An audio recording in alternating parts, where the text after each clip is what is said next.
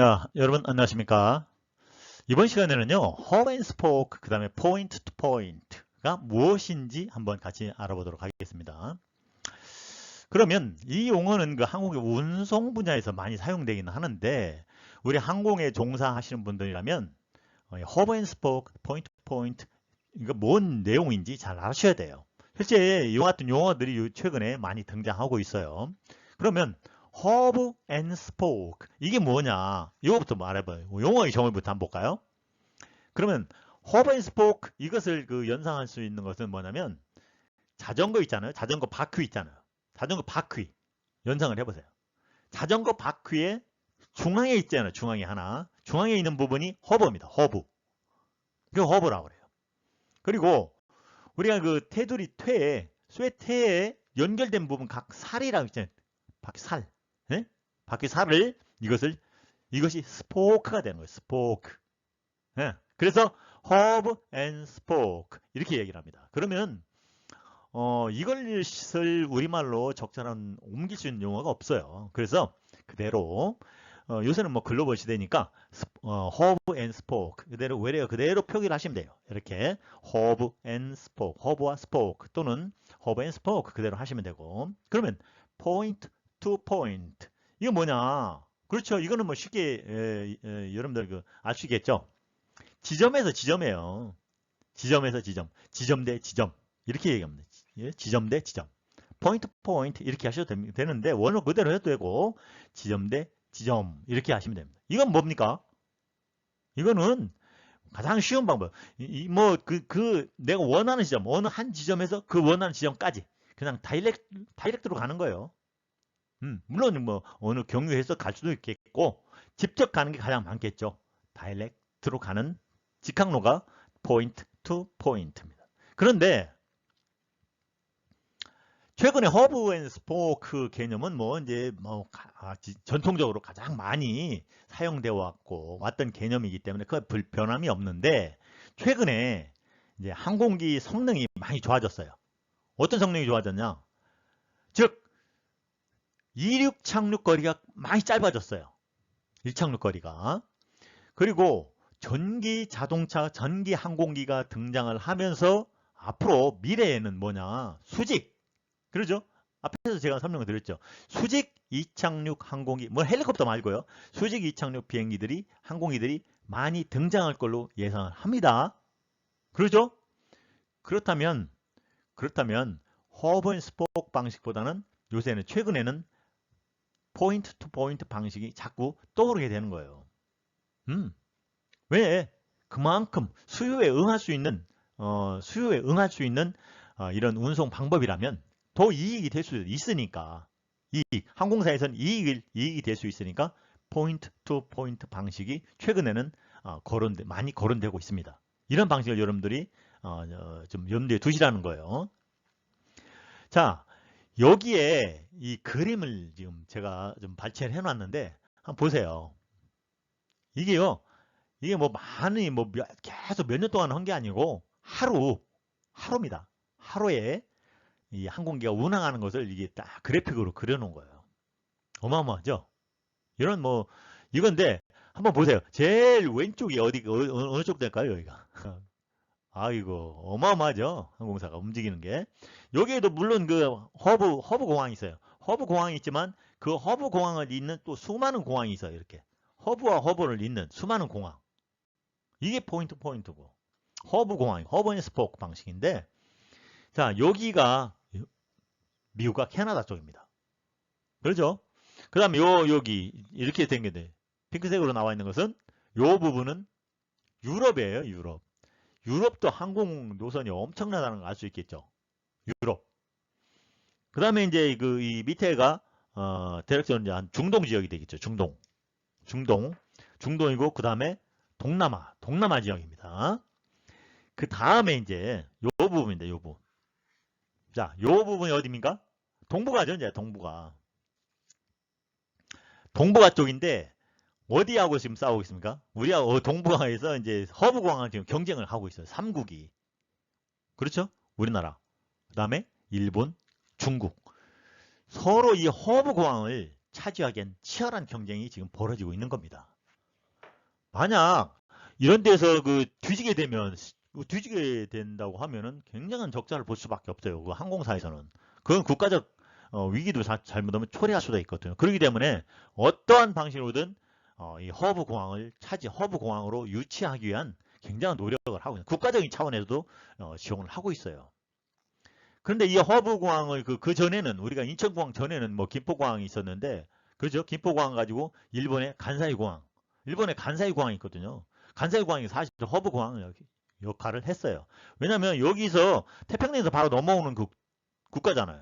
태평양에서 바로 넘어오면서 제 1차적으로 접하는 곳이 일본이고 그리고 일본이 물론 이제 지리적으로 이런 이점이 있지만 또 뭐가 있습니까? 경제적으로 또 경제. 음? 경제적으로 이 일본의 많은 그 바이어들이라는 게 수출 항목이 수출하는 그런 통로가 되니까 거의 허브가 되는 거예요. 그런데 여기 이제 우리나라가 뭐였습니까? 인천국제공항이 했잖아요. 국적을. 인천국제공항이 여기 하면서 물론 지리적으로는 이런 중국이나 일본에 떨어질 수가 있지만 그래도 허브 공항을 족할 수 있는 우리나라 조건 중 하나가 뭐냐면 지금 있잖아요. 우리나라 경제력이잖아요. 경제력. 특히 이제 뭐 대형보다는 소형 반도체라든지 디스플레이 이와 같은 엄청난 경제력을 가지고 있잖아요. 그걸로 인해서 지리적 여건 플러스 경제적 여건이 더해진다면 허브 공항이 되는 거예요. 허브 공항이요. 최근에는 또 중국에서 세계 최대의 공항을 건설해가지고 지금 우리나라를 위협을 하고 있잖아요. 우리나라하고 일본. 그래서 이 3국이 진짜 3국이 치열한 허브공항, 즉 동북아에서 허브공항을 차지하기 위한 치열한 경쟁이 벌어지고 있다라는 것도 우리 항공인 여러분들은 잘 알고 계셔야 돼요.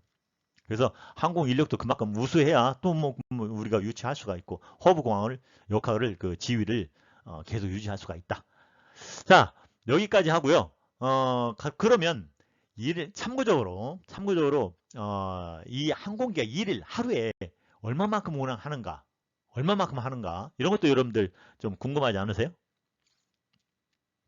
자, 요거 제가 인용한 겁니다. 표 2020년 겁니다. 2020년 2월과 3월 그 그래프를 이렇게 인용을 했는데 이게 하루입니다. 하루 데일리예요. 데일리. 이것을 항공기가 비행하는 걸 추적하는 거예요. 하루 동안 추적을 했는 거 보니까 얼마가 돼 있냐면요.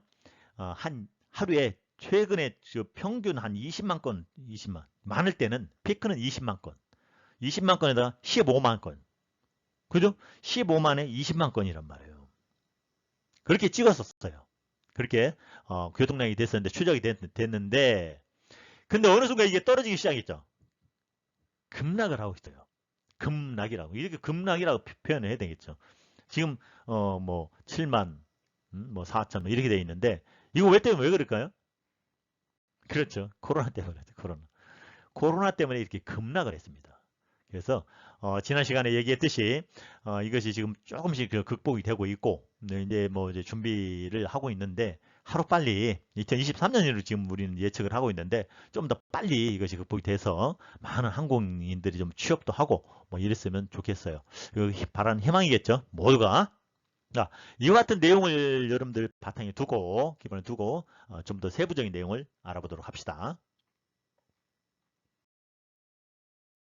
이것은 이제 그래픽으로 본 거예요. 이것도 발표한 내용인데, 허브앤스포크, 그죠? 허브앤스포크, 쉽게 안 쉽겠죠? 허브앤스포크. 여기 중앙이 이게 허브가 에어포트. 나머지는 이제 계속 이쪽으로 앞으로 이 허브 광으로 실어 나르는 거예요. 그리고 실어 나르고, 실어 가고. 허브 광에서 이제, 이렇게 또 나오는 거죠. 그런데, 이거 같은 경우는 8개입니다. 지점은 8개예요. 허브광 포함해서 9개. 허브공항 포함해서 8개. 지점은 8개지만 허브공항 포함하면 총 9개가 되는 거죠. 그래서 그러나 여기서 루트는 8개, 항로는 8개예요. 어떻게 보면 항공사 입장에서는 뭐 복잡한 항로가 없이 이렇게 하니까 상당히 좋을 수가 있죠. 더 많은 인원을 그 큰 대도시에다가 갖다 실어 놓을 수가 있으니까 훨씬 유리하다. 이렇게 얘기를 하는 겁니다. 그런데 이제 포인트 방식 한번 보세요. 포인트 방식은 뭐 다 해봐야 8개 지점이에요. 그렇죠? 8개 지점인데 이것을 다 연결을 하면 쭉 28개 항로가 나오는 거예요. 루트가. 굉장히 복잡하죠. 굉장히 복잡할 수밖에 없습니다. 그런데 장점이 있어요. 그런데 장점은 그렇죠. 바로 수요가 필요한 곳에 직항로를 운항할 수 있다는 거예요. 그래서 제가 앞에서 설명드린 바와 같이 앞으로 항공기가 계속 수직 이착륙 항공기가 점점 더 개발되면 개발될수록 포인트 방식이 더 유리할 수가 있다. 이런 분야의 항공사들이 자꾸 눈을 들이고 있는 거예요. 눈독을 들이고 있는 거예요. 이쪽 분야를 주시하고 있는 거예요. 포인트 방식이 유리할 수도 있다라는 거예요. 그러다 보니까 A380 같은 A380은 초대형이잖아. 초대형. A380은 초대형 항공기는 이게 좀 그렇지 않느냐 이런 포인트 방식에는 적응하기 어렵다는 거죠. 이러다 보니까 이제 더 이상 생산이 중단되는 그런 결과를 초래하는 거죠. 그렇죠? 그래서 허브 앤 스포크입니다. 허브 앤 스포크는 더 많은 승객을 승객할 수 있다라고 이렇게 주장을 하고 포인트 방식은 그렇죠. short distance. 그건 단거리입니다. 단거리. 그렇죠. 단거리의 강자다 이렇게 얘기할 수가 있죠. 단거리에 아주 유리하다는 거죠. 그렇죠? 단거리에 유리한 장점이 있다라는 겁니다. 자, 그 다음에 좀 더 세부적인 내용. 허브 센트럴 에어포트라는데 센트럴. 그럼 센트럴이 뭡니까? 중앙이다. 중심공항. 그림에서 보여요. 중심공항이에요. Flight is a route through 모든 항로가 그쪽으로 연결되어 있는 모든 비행이 그쪽으로 연결되어 있는 어느 딱 그 공항으로 큰 공항으로 연결되어 있었죠. 스포크는 뭐냐? 그 스포크는 거기서 나가는 항로 비행기. 허브 공항을 들락날락하는 비행기가 허브 공항을 향하는 그 스포크. 그래서 허브 앤 스포크 이렇게 얘기합니다. 그러다 보니까 대부분의 메이저 에어라인은 그 항공사예요. 항공사. 에어라인 얘기는 에어라인은 여러 개. 예를 들어서 대한항공 같은 경우 우리나라 대한항공 여기 인천국제공항 물론이고 일본이라든지 아니면 저쪽 그 LA라든지 그다음에 이런 미국 이런 주요 공항에 자기네들이 허브 공항을 딱 확보를 하는 거예요. 거기에서 그쪽으로 이제 계속 많은 승객을 갖다 실어놔. 왜냐하면 그쪽이 대도시니까 많은 인구가 그만큼 승객이 있으니까. 그럼 the purpose of the hub and spoke system의 목적은 뭐냐? 가장 기본적인 목적 시스템은 is to save airline money입니다. 경비를 절약한다는 거죠. 그렇죠? 공부 절약하는 거. 그리고 give passenger better route. destination. 자, 요 면에서는 better route to destination 했는데 목적지는 물론 이제 대규모 공항, 큰 공항이 아니라 도심이잖아요. 큰 도시, 대도시죠. 대도시로 가기는 많은 일을 하지만 지금 현대적 개념에서는 포인트에서는 더 양호한, 더 better 루트는 뭡니까? 포인트 방식이 더 주목을 받을 수가 있죠. 왜냐면 그렇죠. 내가 원하는 지점에서 다이렉트 항로를 구상하거나 아니면 한 경유해서 이렇게 가거나 그런 면에서는 포인트 방식이 최근에 관심의 대상이 되고 있다. 에어라인은 Airplane are an airline's most valuable commodity. 뭐냐면 비행기 또는 항공기 에어크래프트죠. 에어크래프트 에어라인 가장 유용한 가장 자산이죠. 사실은 안 그렇습니까? 그런데 그러다 보니까 매 비행입니다. Every flight has certain seat cost가 있습니다. 좌석에 대한 비용이 있다는 거예요. 즉 한 좌석당 그 비용이 얼마나 있을 거 아닙니까? 그렇기 때문에 반을 채워가면 손해가 날 수가 있다는 거예요. 아니면 3분의 1만 더우면 손해가 날 수 있다. 2분 포인트가 나게 되겠죠. 어느 손익분기점이 있겠죠. 예를 들어서 반 이상을 태워야 손익분기점이 땅이다. 예를 들어서 그러면 반 이상을 못 채우면 손해죠. 그래야 되는 거예요. 그런 뜻이에요. 그다음에 each seat. 그러면 각 좌석. 그래서 제가 앞에서 말씀드린 거하고 관계된 용어인데 비행기의 각 좌석은 뭐냐? 전체 비행 코스트, 전체 비행 비행에 들어가는 비용의 한 부분이라는 거죠. 그렇죠. 당연한 거죠. 그렇기 때문에 각 시트가 중요한 거예요. 그렇기 때문에 항공사에서는 어떻게 해서도 한 좌식 남김없이 다 채우려고 하는 거예요. 그래야 이윤이 남는 거니까. 그 다음에 포인트 시스템 뭐냐. 포인트 다이렉트죠. 다이렉트 루트. 직항로죠. 직항로. 그렇죠? 물론 이제 경유할 수도 있습니다. 경유할 수도 있지만 more direct route than hub and spoke airline. hub and spoke보다는 제가 이제까지 쭉 말씀드린 거하고 똑같습니다. 예를 들어서 Southeast Airline에 있습니다. one of the exception. 예외 항공기 중에 하나인데 hub and spoke 네트워크 시스템을 가장 예외적으로 적용한 시스템이 뭐냐? Southwest Airline인데 Southwest는 뭐냐? Of a few non-stop. non-stop 비행이 거의 없다는 얘기예요. Very few. On long distances. longer route에서는 없다. 그러면 2000년 말로 해서 Southwest는 approximately 306 one-way non-stop city. 이렇게 pair, city와 city, 여기와 city와 이렇게 딱 연결하는 페어를 360개 정도로. 이렇게 대표적으로 이런 것을 포인트 방식으로만 운용을 하는 거예요. 이 항공기는, 이 항공사는, 그렇다면 이 항공사에는 이런 포인트 방식에 맞는 항공기를 구입을 했죠. A380 같은 경우는, 아니면 보잉 747나 이와 같은 대형, 광폭동체 항공기는 거의 없겠죠. 이런 노선에는. 물론 이제 우리 제주도라든지 서울의 제주도 같은 경우 A380이 투입되잖아요. A380 투입이 되는데 실제 이와 제주도에서 서울은 굉장히 단거리 노선이에요, 사실. 아주 단거리, 초단거리 노선인데 이 같은 항공기를 투입한다는 것은 손익분이 사실 잘 안 맞을 수가 있어요. 그러나 예외적으로 승객이 많다는 거죠. 승객이 많다 보니까 많은 승객을 탑승시켜도 많은 승객이 운항을 해도 손익분기를 충분하게 얻을 수가 있기 때문에 투입이 되는 거겠죠. 그러나 만약 승객이 없으면 이거 어마어마한 손실이죠. 어마어마한 손실입니다. 자, 그것은 다음 얘기니까. 그 다음 넘어갈까요? 제가 앞에서 좀 말씀드렸던 Northeast 아세안 허브입니다. 컴피티션, 에어포트 헤어버. 지금 앞에서 제가 말씀드린 치열한 경쟁이 붙었어요. 어디하고? 우리나라 인천 에어포트입니다. 인천 에어포트 지금 계속 확장을 하고 있잖아요. 인천 에어포트. 그런데 이 공항만 크다고 해서 된다는 게 아니라고 제가 말씀드렸죠.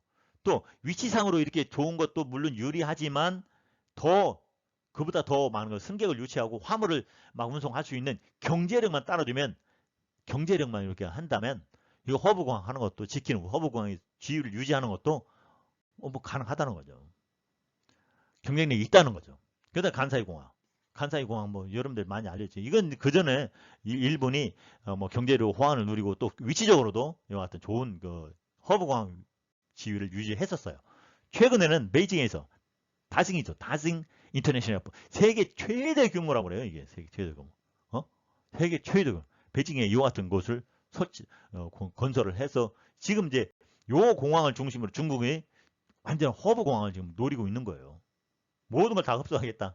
너무 욕심 부리고 있는지 어떤지 모르겠지만, 하여튼간 우리는 이와 같은 인천국제공항, 허브 공항으로 키울 수 있도록, 유지할 수 있도록 우리 항공인 여러분들도 그만큼 지식을 많이 더 갖춰야 되지 않겠는가. 허브 공항의 지위를 유지하기 위해서. 자, 여러분 오늘 여기까지입니다. 여러분 감사합니다.